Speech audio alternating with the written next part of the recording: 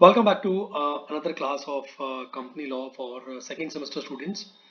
तो आज हम बात करने वाले हैं एक स्पेशल कैटेगरी होती है कंपनी की, उसको बोलते हैं वन पर्सन कंपनी। तो टॉपिक में आगे जाने से पहले आई होप आपने प्रीवियस सारी क्लासेस देख ली होंगी, क्योंकि प्रीवियस क्लासेस का लिंक कहीं ना कहीं फर्दर क्लासेस से होता है।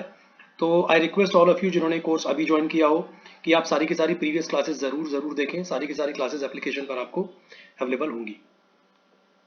तो चलिए अब शुरुआत करते हैं। आज हम पढ़ेंगे कि what is one person company, इसको शॉर्ट में बोलते हैं OPC, and explain its features, exemptions, and also describe the process of converting it into other companies.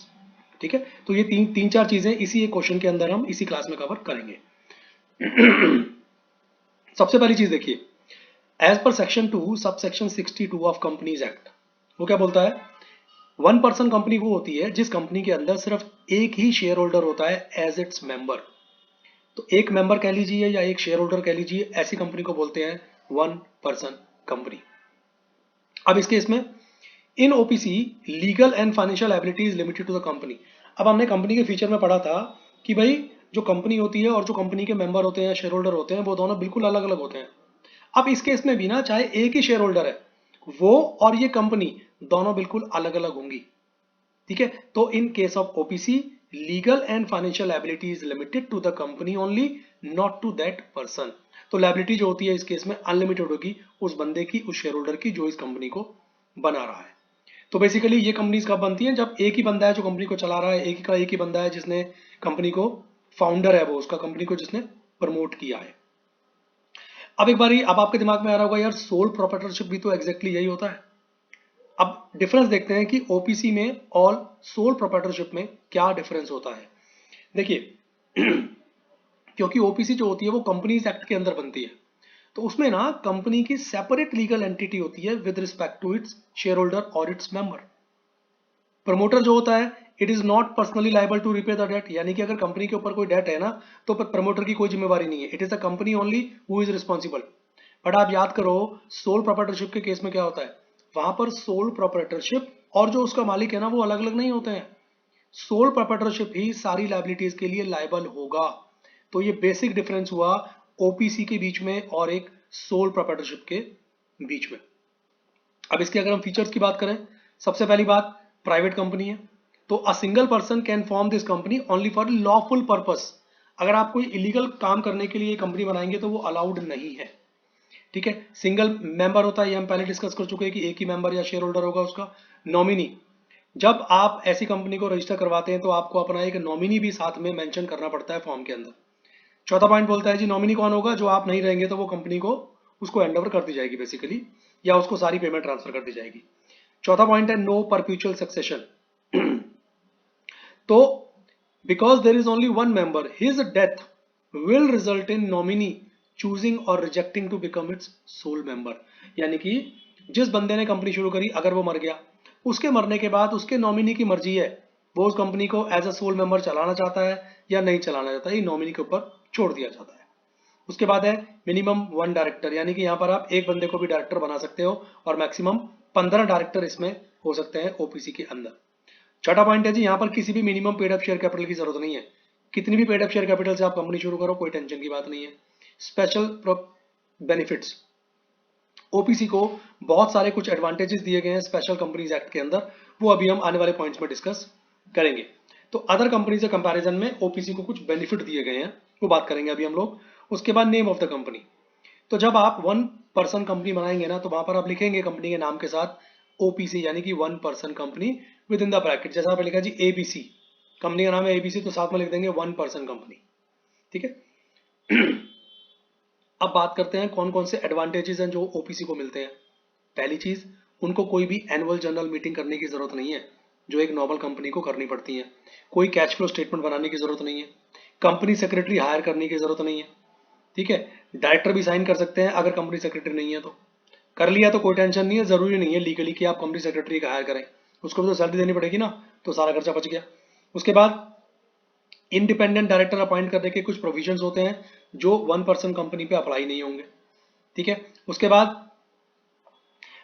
their article can provide for additional ground for vacation of a director office। यानी कि normal जो तरीके होते हैं जिससे director का office खाली हो सकता है, उसके अलावा भी इनका आर्टिकल ना कुछ और पॉइंट लिख सकता है जिसमें डायरेक्टर की पोस्ट वैकेंट की जा सकती है। उसके अलावा मीटिंग के रिगार्डिंग, कोरम के रिगार्डिंग कोई भी रूल्स हैं अप्लाई नहीं होते ओपीसी के ऊपर। ठीक है, कंपेयर टू अदर कंपनीज ये अपने डायरेक्टर को ज्यादा सैलरी दे सकती हैं, क्योंकि अदर कंपनीज में डायरेक्टर को सैलरी के दिए भी कंपनीज एक्ट के अंदर रूल्स बने हुए हैं। ठीक है, तो बहुत सारे बेनिफिट्स हैं जो ओपीसी को मिलते हैं। अब बात करते हैं ओपीसी अगर दूसरी कंपनीज में कन्वर्ट होना चाहे तो कैसे कन्वर्ट हो सकती है।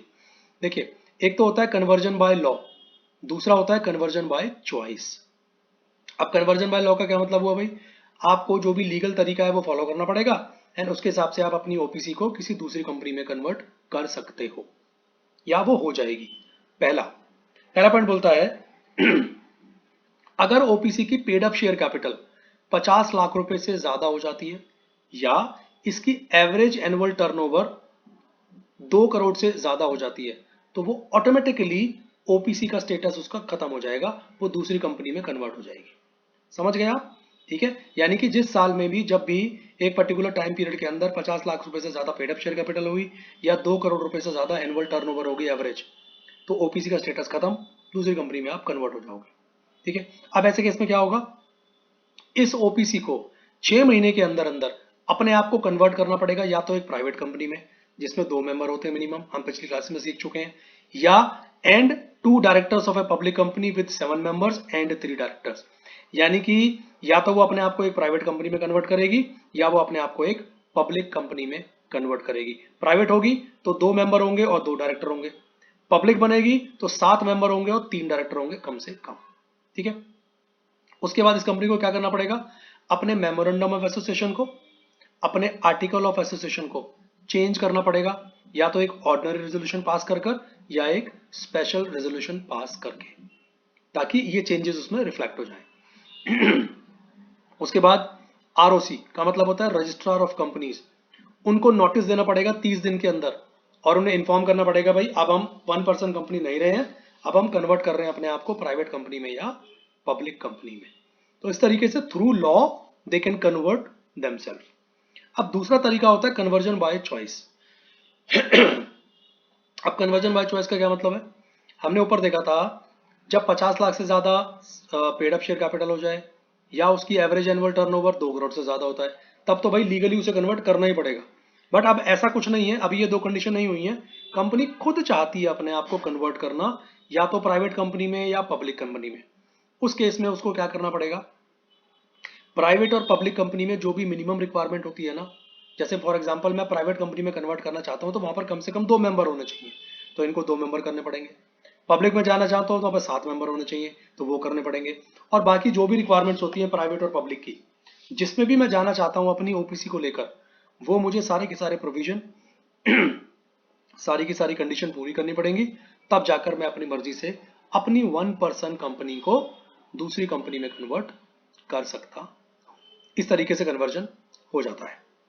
ठीक है, चलिए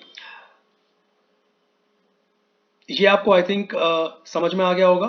ठीक है, तो 1% कंपनी का अलग से शॉर्ट नोट भी पूछा जा सकता है आपसे, एडवांटेजेस वगैरह पूछे जा सकते हैं, या आपसे कन्वर्जन के भी अलग से चीज पूछी जा सकती है। तो ये पूरा एक ही क्वेश्चन बना दिया मैंने, इसको पूरा आपको प्रिपेयर कर लेना है अच्छे से। ठीक है।